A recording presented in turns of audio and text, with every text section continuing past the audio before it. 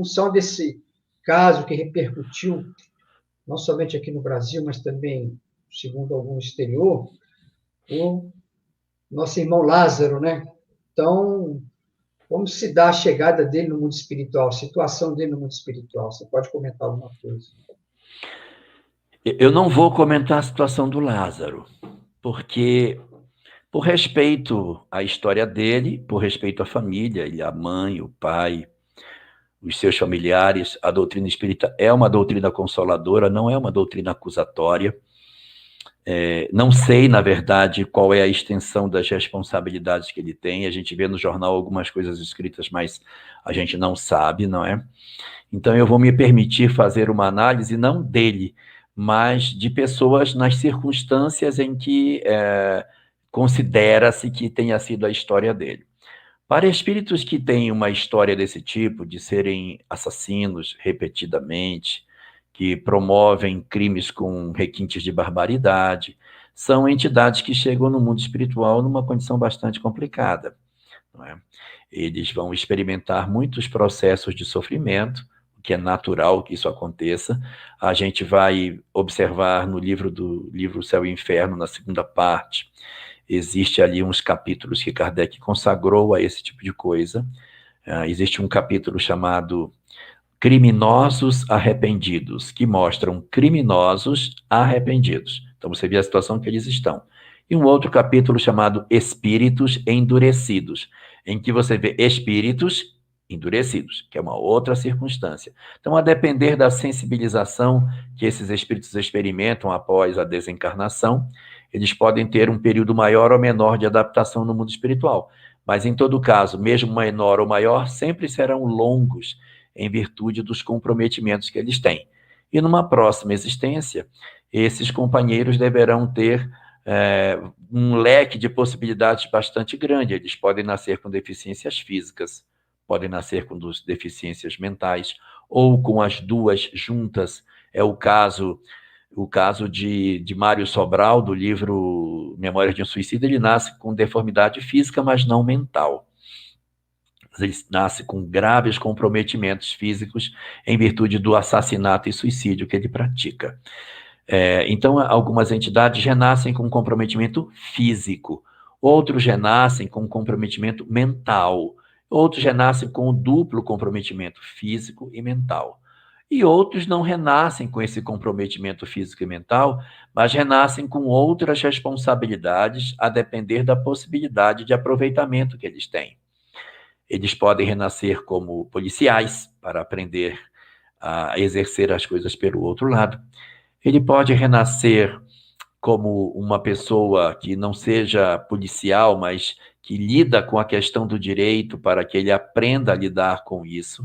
Ele pode ter uma série de experiências para despertar nele o que ele fez como sendo uma opção não adequada. Ele pode renascer numa família onde não tenha pai, que vai perder o pai cedo. Então, desloca ele para essa família, porque o pai vai desencarnar em breve tempo e ele vai experimentar a orfandade em virtude dele ter promovido esse tipo de sofrimento em muitas pessoas. Ele vai passar por isso, para que ele aprenda que isso não é bom de fazer. E isso, para ele, vai ter uma série de consequências. Não existe, na visão do Espiritismo, uma tabela. Matou, vai acontecer isso. Matou, vai acontecer aquilo. Existe uma quantidade muito grande de situações, ou seja, uma mesma causa pode dar origem a diversas consequências. E uma mesma consequência pode ser originada por diversas causas. Não é uma função bijetora, um efeito, uma causa, um efeito, uma causa, um efeito, não.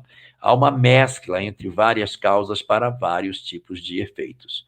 Mas o mais importante não é o que vai acontecer com Lázaro, é o que tem que acontecer conosco. Nós precisamos mudar o nosso padrão mental, porque todas as vezes que nós entendemos que a violência é a estratégia para conter a violência, nós retiramos do cenário do mundo alguém que veio para cá para se educar.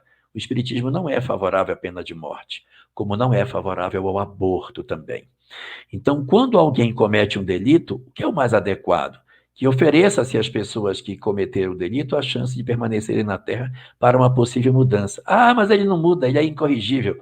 Então coloque ele no hospital de custódia, que é o antigo manicômio psiquiátrico, que ele não vai ficar só 30 anos, vai ficar lá até, porque os psiquiatras não vão dar a alta dele, ele vai ficar sob a custódia do Estado até o fim da vida.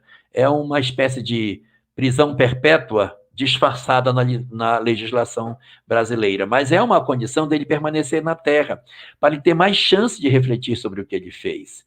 Porque se você corta o fio da vida e o cara volta para lá, ele não se educou, aí ele volta de novo. Aí ele vem de novo violento, você corta o fio da vida, ele volta de novo.